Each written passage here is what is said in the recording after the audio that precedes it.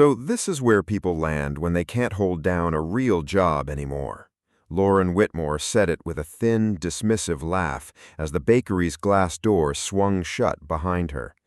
The man standing by the oven in a flour-dusted apron was Ryan Carter, the single father she had let go weeks earlier for taking a handful of days off to care for his dying mother. She said, almost sweetly, that at least he'd found somewhere else to bake for a living. Ryan just smiled. He didn't mention that the building belonged to him. He didn't mention that within days, half the country would know his name. Ryan Carter had spent 11 years mastering the gap between something that was almost right and something that was exactly right. That gap had never once made him wealthy. At Howard Foods, he'd overseen quality control on a factory floor the size of 2 football fields, walking the line before sunrise while the ovens were still cold, tasting, measuring, rejecting entire batches when a crust came out a shade too pale. Men twice his age called him meticulous. The younger ones called him slow. He answered to both labels the same way, a short nod and a quiet insistence that the job be done properly, because he'd learned early that being trusted was the only currency he could actually count on. He was 35. He woke before dawn most mornings in a small rented house at the edge of town, brewed coffee he rarely finished, and drove to a job he was good at but didn't love. What he actually loved lived somewhere beneath all of it, tucked away like a recipe he no longer had the courage to pull out. Years back, he'd wanted to cook. More specifically and more recklessly, he'd wanted to own a bakery, one with his name on the window glass and his own bread on display. He'd told almost no one. A dream never spoken aloud can never be mocked, and Ryan had spent a long time shielding his from ridicule. The person most likely to do the mocking at Howard Foods, when mocking was called for, was Lauren Whitmore. She'd taken the company over young, younger than anyone expected, and wore that fact like armor, daring someone to challenge it. To Lauren, a business was a spreadsheet that happened to breathe, and every person inside it was a figure that either rose or fell. She wasn't cruel in the theatrical, cartoonish way that makes for an easy villain. She was worse in a way because she was efficient. She could end someone's career in the time it took to shut a laptop without ever raising her voice, and she genuinely believed restraint made her fair. Ryan had worked under her for 3 years without her ever truly seeing him. He was a line item labeled quality assurance, reliably green. And green numbers don't demand attention.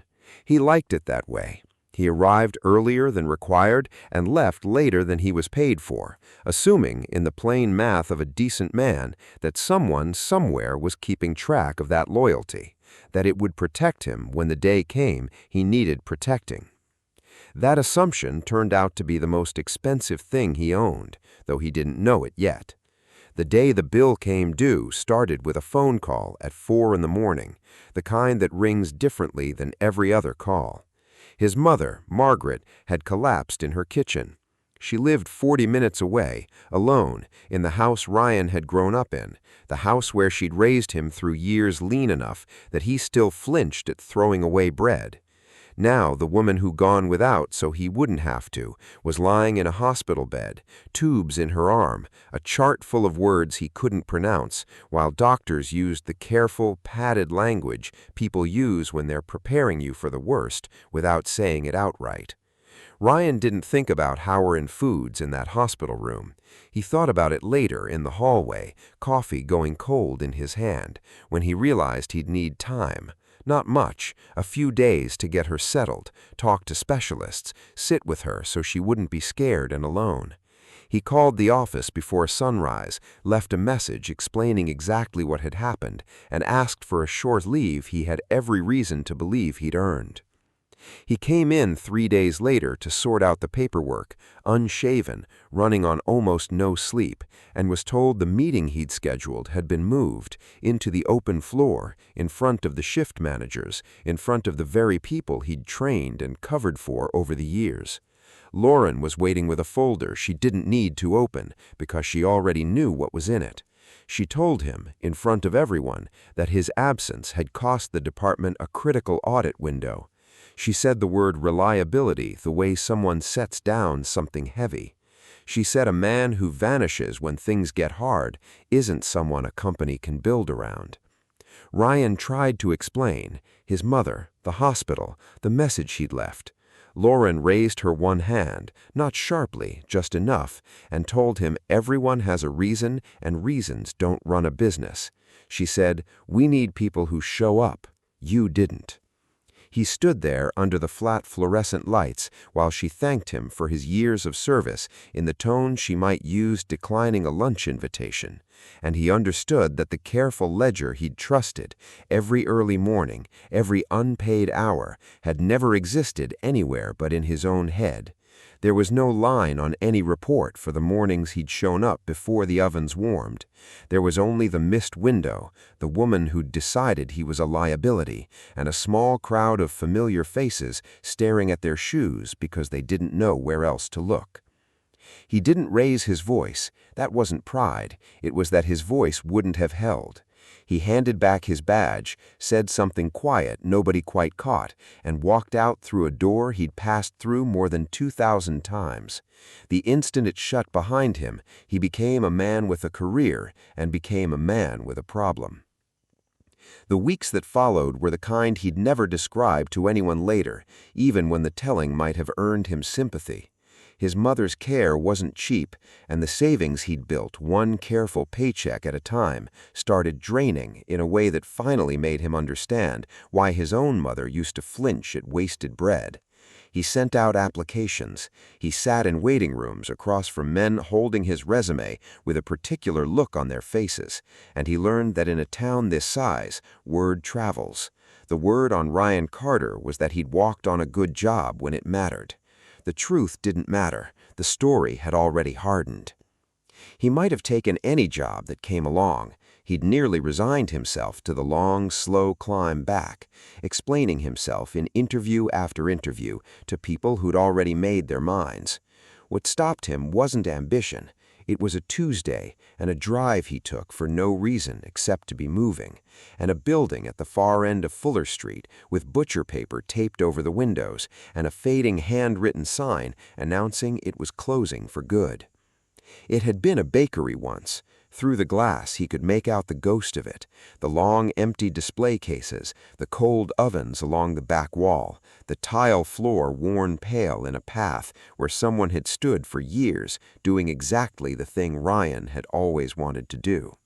He stood on the sidewalk longer than any sensible person would, and the dream he'd folded away and never spoken aloud began very quietly to come undone. He knew every reason it was reckless. He was unemployed, his mother was sick, his savings were a fraction of what they'd been, and what remained was the only thing standing between him and real trouble. Buying a failing bakery the moment his life fell apart wasn't a plan, it was the opposite of one. Any sensible advisor would have told him to hold on to the money, take the first steady job available, and leave the dream folded up where it couldn't hurt him. He called the number on the sign that same afternoon. The woman who answered sounded tired the way people sound when they've already grieved something before losing it. Her name was Nora Hale. She'd run the place for a long time, and her hands, when he met her the next morning, carried the permanent flower-white creases of someone who'd stopped noticing they were there. She walked him through the building with a flashlight because half the lights had died. She showed him the oven that still worked and the two that didn't. She didn't oversell it. She told him plainly what was broken and what would break soon. Then she stood in the middle of the empty floor and said she'd hoped the place would go to someone who understood what it used to be. It's not a good investment, I won't pretend otherwise, but it was a good bakery. There's a difference, and most people can't tell it. Ryan told her he could tell the difference. As he said it, he realized it was the truest thing he'd said in weeks. He took what money he had left, the careful savings meant to be a buffer between his mother and disaster, and spent nearly all of it. He ran the numbers a dozen times, and they never once came out reassuring. He signed the papers in a lawyer's office that smelled like old coffee, and when it was done, he sat in his truck in the parking lot with his hands on the wheel, unable to drive anywhere for a long while, because he'd just bet the last solid ground beneath his feet on something everyone in his life would have told him not to do. He drove to the hospital that evening and told his mother. He hadn't planned to. He'd meant to protect her from it, let her believe he'd found something stable, because the last thing a sick woman needs is a new worry about the son who's supposed to be worrying about her. But she looked at him across the pale hospital sheets and asked what he'd done, because mothers can read a face the way Ryan read a crust, and he found he couldn't lie to her. He told her about Fuller Street. He told her the real number and watched her run the same frightening arithmetic he had. He braced for her to tell him he'd lost his mind. He wouldn't have blamed her.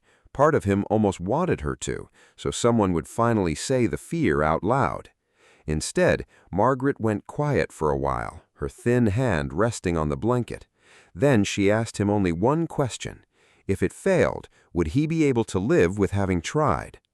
Ryan thought about the door at Howard Foods and the sound it made closing, and the years of green numbers that hadn't counted for anything, and the folded-up card he'd been too afraid to read for so long.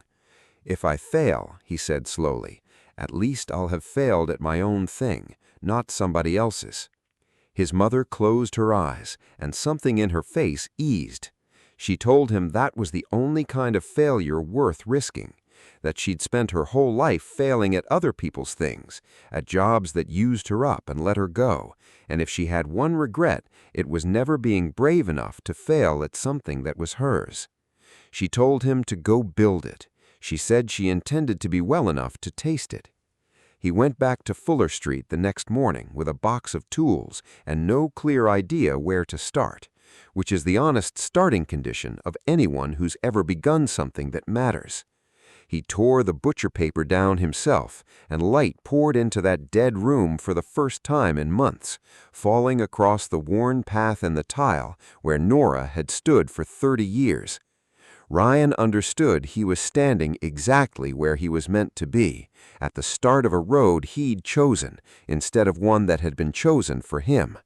He had no customers, a failing building, a dwindling bank account, a mother in a hospital bed, and a reputation in town running in precisely the opposite direction of everything he was about to attempt. By every measure Lauren Whitmore would have recognized, by every figure on every report, Ryan Carter had just made the worst decision of his life. He rolled up his sleeves, found the one oven that still worked, and started learning how to be right.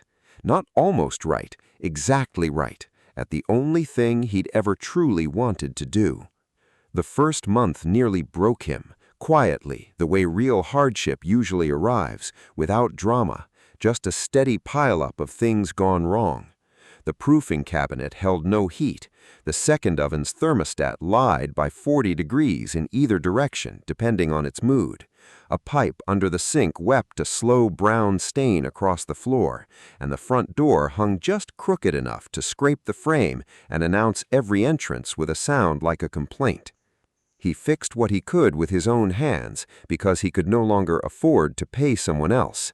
The savings that once buffered his mother from disaster were now a thin stack of bills he counted more often than was healthy, and every repair chipped away at that stack. He learned to solder. He learned which parts could be salvaged and which needed replacing, and he did the replacing at 2 in the morning after the day's baking was finished and the town was asleep, no one around to see a former quality manager on his back under a leaking sink. He kept a schedule that would have frightened the men who once called him careful.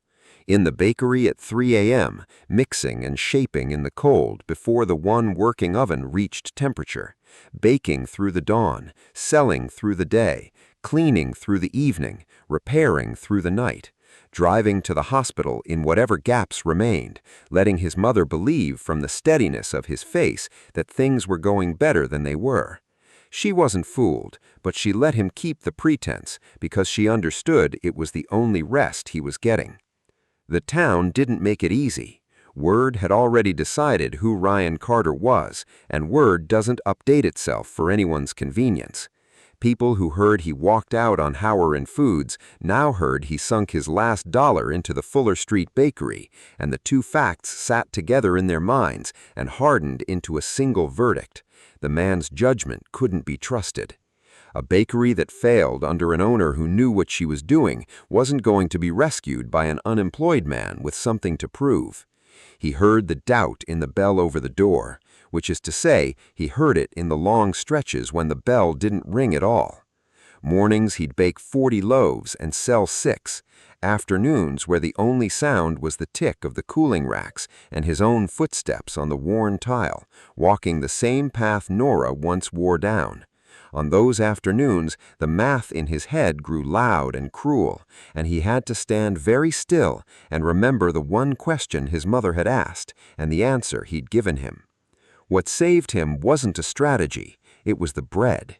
He'd spent those brutal weeks doing the one thing he'd always genuinely known how to do, insisting on the difference between almost right and exactly right.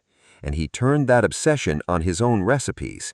He tested flours until his hands knew the good ones by feel. He learned the exact hour a dough wanted shaping, the exact minute it wanted to leave the oven, and he threw out anything merely good in pursuit of what was correct.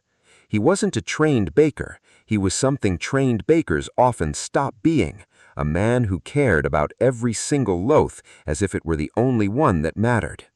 The first customers who wandered in out of curiosity, half expecting to confirm what the town already believed, found instead a crust that shattered exactly the right way, and a crumb that tasted like something remembered rather than something bought. They came back the next day. They brought someone with them. That's how it started. Not a rush, but a rumor finally running in the opposite direction, one honest mouth at a time. Nora Hale was among the first regulars, which surprised him since she'd assumed the woman who sold him the place would want no more to do with it.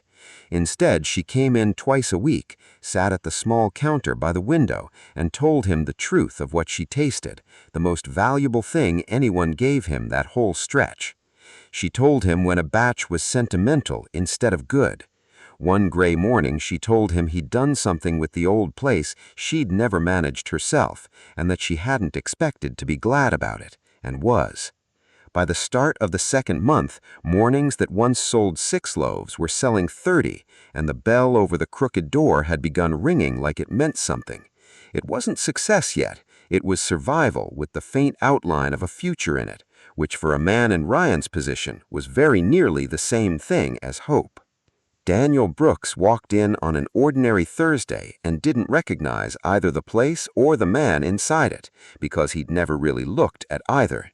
He'd come out to the area on one of the market surveys she liked conducting personally, trusting no one else to read a neighborhood the way she believed she could read a spreadsheet. He'd parked on Fuller Street by chance, spotted a bakery with a modest line at the counter, and stepped in out of professional habit, examining anything that looked like it was working. She was noting the foot traffic, the pricing, the small efficiencies of the room, when the man behind the counter looked up, and her expression shifted from assessment to something colder and far more satisfied. "So this is where people land when they can't hold down a real job anymore," she laughed thinly, the same laugh she'd used on the open floor at Howard Foods, the kind that needs an audience to land properly. Ryan recognized her instantly. Something in his chest tightened, then went very still. He was wearing an apron dusted white with flour, sleeves pushed up, hands coated to the wrist, and he understood in one clear moment exactly what she thought she was seeing. She looked him over the way someone examines a cautionary tale that's conveniently arranged itself for inspection. She said she supposed everyone had to land somewhere, that it was almost fitting a man who couldn't keep the job she'd given him had found work baking for somebody else. She said it was good he'd found something, in the tone people use when they mean the exact opposite. She was certain, as she was certain of most things, that she was watching the final, small, slightly pathetic chapter of Ryan Carter's story. Ryan didn't correct her. The urge was there, sharp and immediate, to tell her the lease had his name on it, that the bread she stood beside was his, and the small line of customers behind her had come for something he made, not a paycheck someone handed him. He let the urge pass. He'd spent years being defined by other people's conclusions, and he'd learned in the last 2 months that the fastest way to lose was to argue with a verdict instead of simply outlasting it. So he served her. He asked, in the same even voice he used with every customer, what she'd like. When she said she was only looking, he nodded and told her she was welcome to look as long as she wanted. He wrapped an order for the woman behind her. He wiped the counter. He treated Lauren Whitmore exactly like every other customer, with a plain, unbothered courtesy that gave her nothing to push against. That refusal to push back. Daniel didn't hide his astonishment, and he wasn't a man given to it.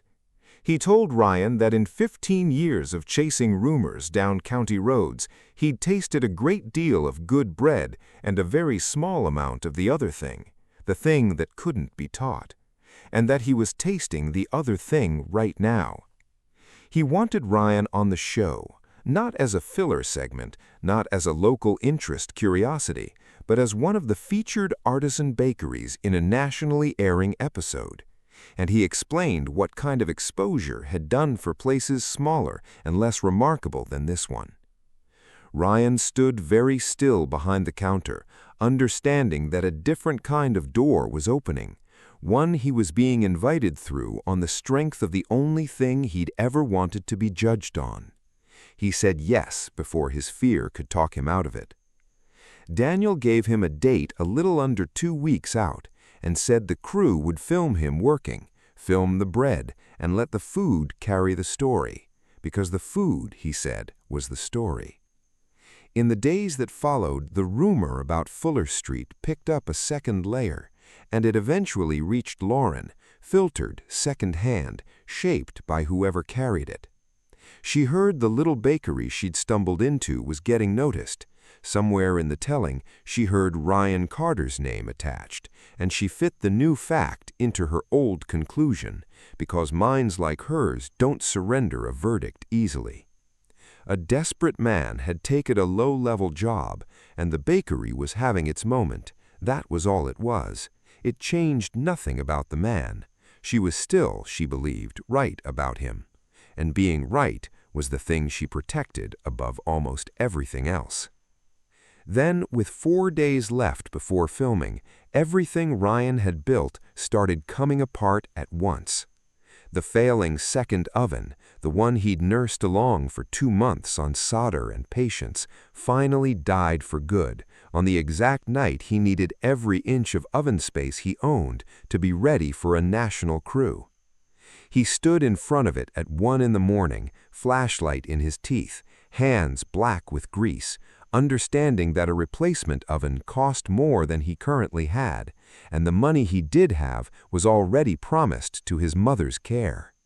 He was staring down a choice no one should have to make 4 days before the biggest opportunity of his life. The next morning brought the second blow. His flour supplier, the one whose particular grind he'd spent weeks learning by feel, called to say the delivery he'd built the entire filming around would be badly late, possibly not arriving until after the crew had come and gone. Everything he'd planned depended on ingredients now sitting on a truck somewhere far from Fuller Street, with no promise of arrival. He sat down on an overturned crate in the middle of the quiet bakery, in the gray light before the town woke, and for the first time since tearing down the butcher paper, he felt the full weight of how far he'd reached and how little was holding him up. Dead oven, missing flour, savings already spoken for. The one chance to prove to the town, to himself, and to a woman who'd already decided he was finished that he wasn't finished at all, was 4 days out and dissolving in his hands. He thought about the door at Howard and Foods and the sound it made. He thought about his mother's question, whether he could live with having tried. and sitting on that crate as the light came up over Fuller Street, he understood he was about to find out exactly what that answer was worth. Everything he'd bet was on the table, and for one long gray morning, it looked like he was going to lose all of it. He didn't let himself sit there long, because grief and math were both luxuries 4 days couldn't afford.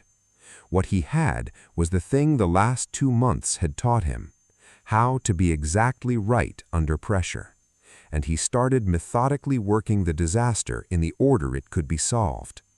The dead oven couldn't be resurrected, and there was no money to replace it, so he made the hard call to stop chasing a new one and work with what remained: one oven.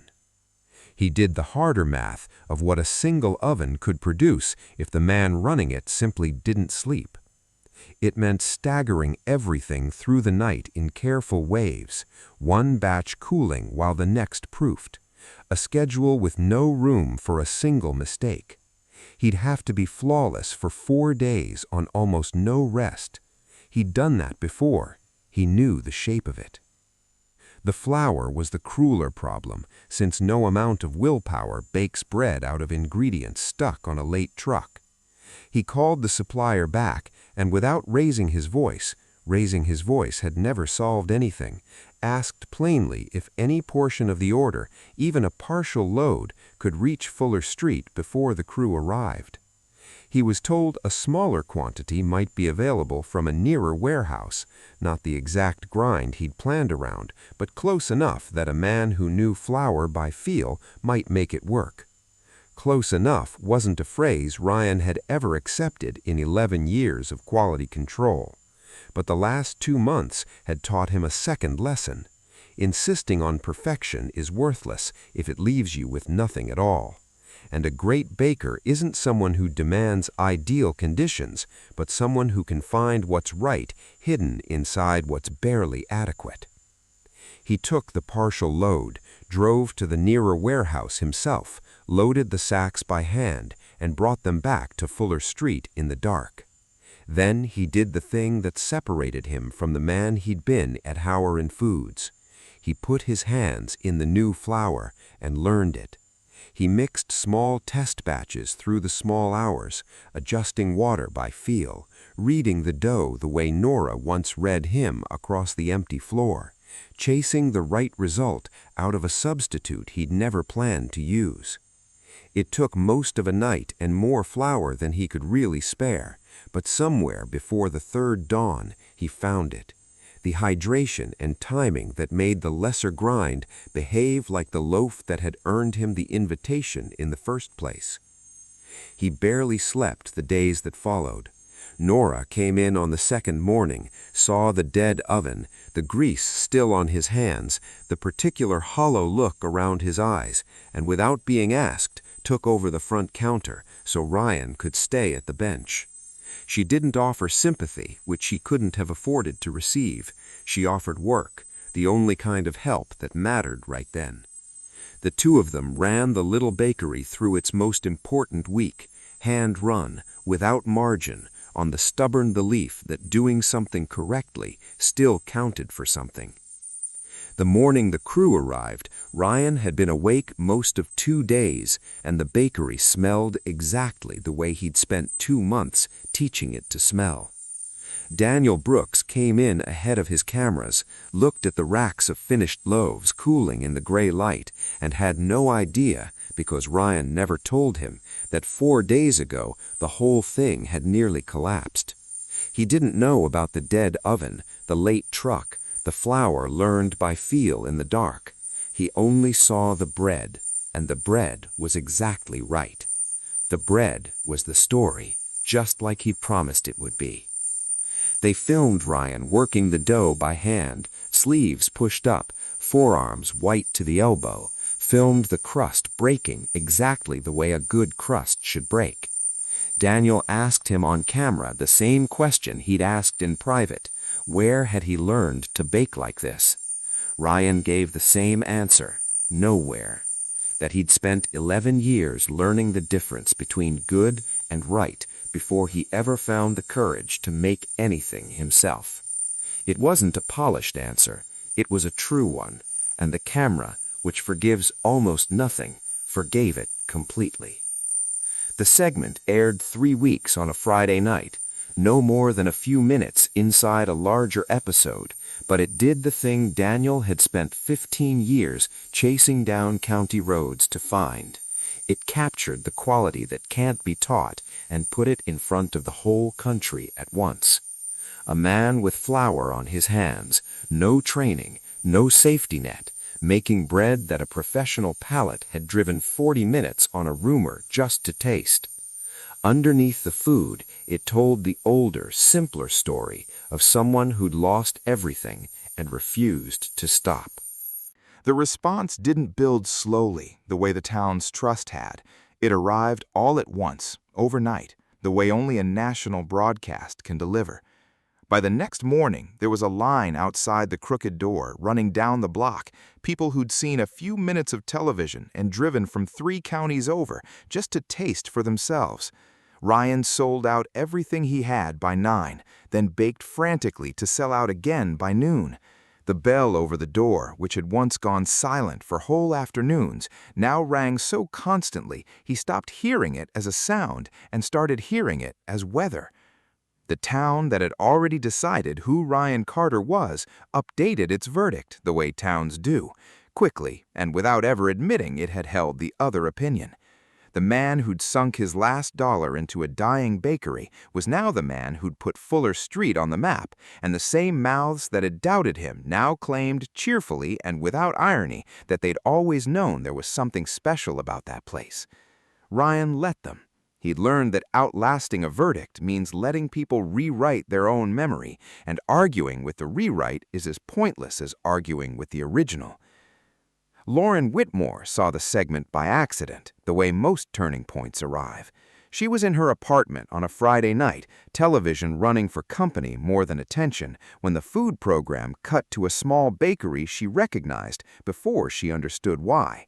Then the camera found the man behind the counter, sleeves pushed up, hands white with flour, and she went very still. Same apron, same man she'd stepped past on Fuller Street, the one she'd decided was baking for someone else, whose defeat she'd been so sure she'd witnessed. Then the program said his name, not as an employee, but as the owner, the baker, the man who'd made the thing the whole country was now being told to want. She watched the rest of the segment without moving. She heard him say he'd trained nowhere. She heard him say he'd spent 11 years telling other people when their work was wrong before making anything of his own. And she understood with slow and uncomfortable clarity that those 11 years had been spent partly at her company, on her floor, reduced to a green line on a report she'd never bothered to read closely. She'd held the record of Ryan Carter in her hands and seen only a missed audit window, throwing away everything else without ever knowing what it contained.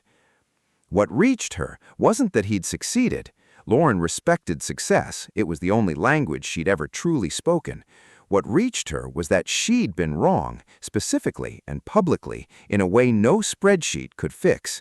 She'd fired a man for tending his dying mother and called it reliability.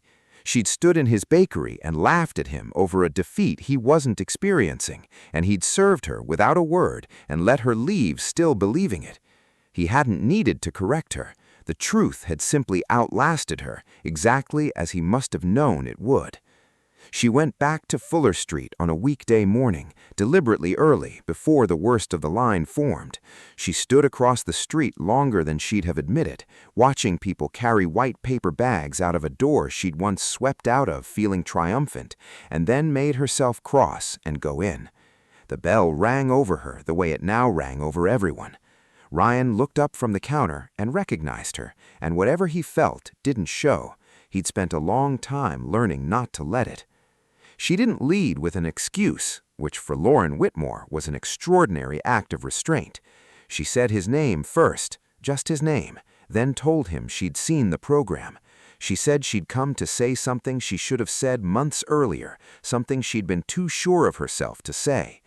She told him she'd been wrong to fire him the way she had, in front of everyone, without letting him explain about his mother, that calling it reliability had been a way of avoiding what it actually was, a decision made by someone who'd stopped seeing the people on her own floor as people. "I owed you an apology a long time ago," she said. "I'm sorry for how I did it, for what I decided about you, and for standing in this room laughing at a man who'd built something I couldn't have built." Ryan let the apology land before answering, not for effect, but because it deserved to be received rather than deflected. He told her evenly that he accepted it and meant it. He wasn't a man who collected grievances, and he'd carried enough weight the last few months without adding hers to it. But he didn't let her leave with the tidy version of the story. She seemed to want the redemptive one, where her cruelty had accidentally turned out to be a gift. He told her plainly that his success hadn't come from being fired. Losing his job hadn't been a favor or a hidden blessing. It had nearly destroyed him and his mother both. If the lesson she was taking from this was that her decision had somehow done him good, then she'd learned the wrong lesson again. What built the bakery, he said, wasn't the door she closed. It was that he refused to stop after she closed it. That credit belonged to him and to a sick woman who told him from a hospital bed that the only failure worth risking was failing at your own thing.